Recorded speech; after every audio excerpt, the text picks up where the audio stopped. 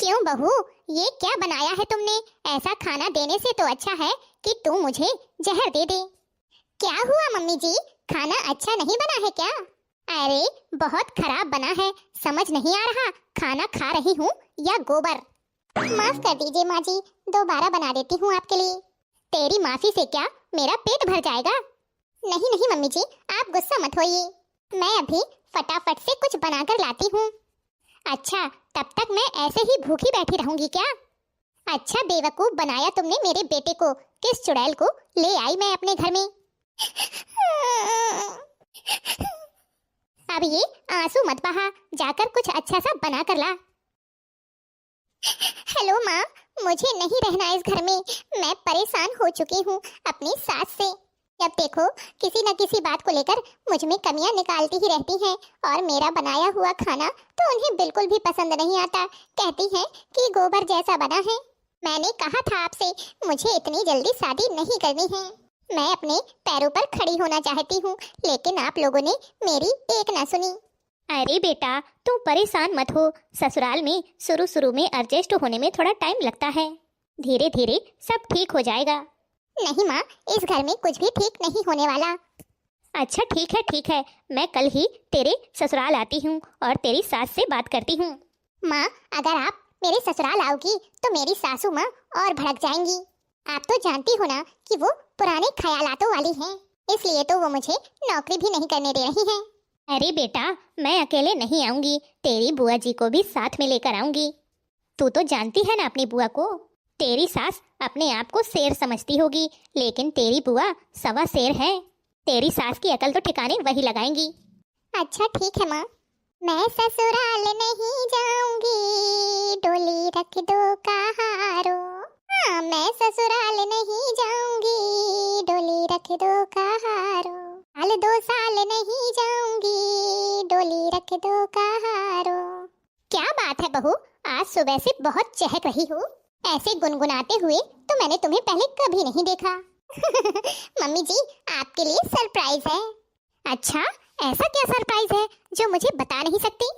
Mummy जी, आप सामने से देखेंगी ना तब आपको बहुत अच्छा लगेगा, बस थोड़ी देर और। अच्छा ठीक है, तुम इतना कहती हो तो मैं जोर नहीं डालूंगी। नमस्ते समधन जी। हाँ? अरे ये क्या, मैं कोई सपना देख रही हूँ क्या? अरे नहीं समधन जी, सपना नहीं, हकीकत है। सपनों की दुनिया से बाहर आइए।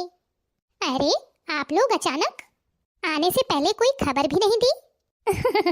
समधन जी, वो आजकल की भाषा में क्या बोलते हैं, सरप्राइज, बस वही देना चाहते थे आपको, इसलिए अपनी बेटी से भी मना किया था कि आपको बताए ना।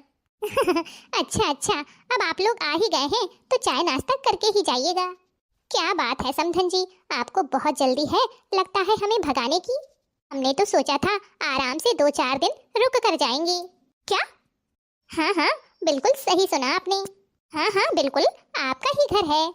2-4 दिन क्या, मैं तो कहती हूँ हमेशा के लिए रुक जाइए।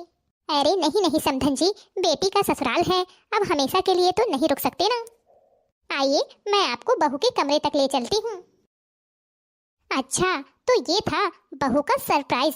अब एक सरप्राइज मैं दूंगी, वो भी तगड़ा वाला। बहू, चाय बना रही हो तो थोड़ा ज्यादा मात्रा में बनाना। लेकिन क्यों मम्मी जी, कोई आ रहा है क्या?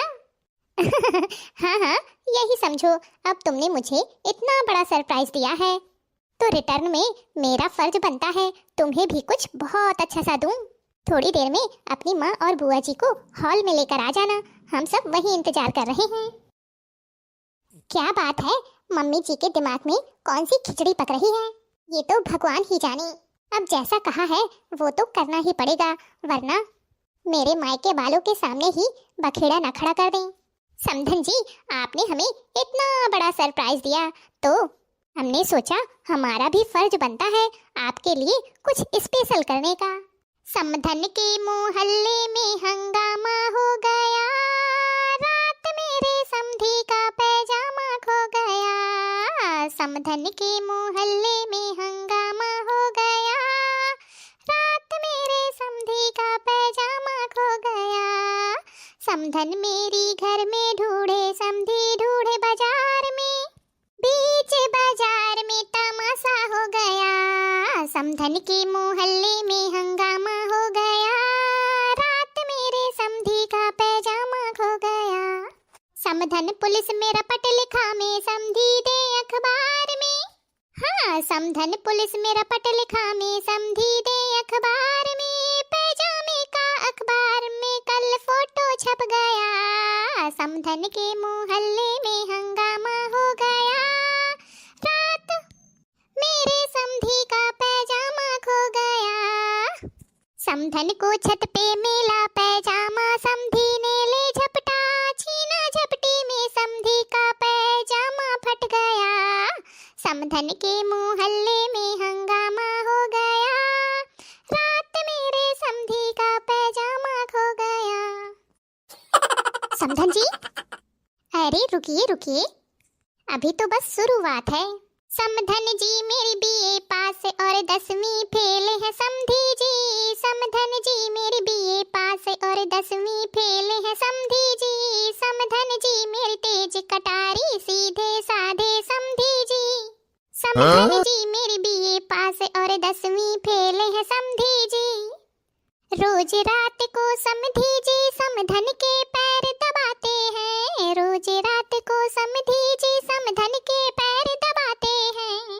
अरे सो डार्लिंग एसी चला दूं कह के सुलाएं समधी जी।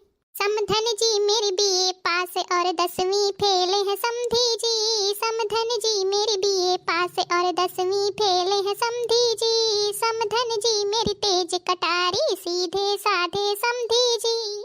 रोज सुबह को समधी जी समधन की चाय बनाते हैं। रोज सुबह को समधी जी समधन की चाय बनाते हैं।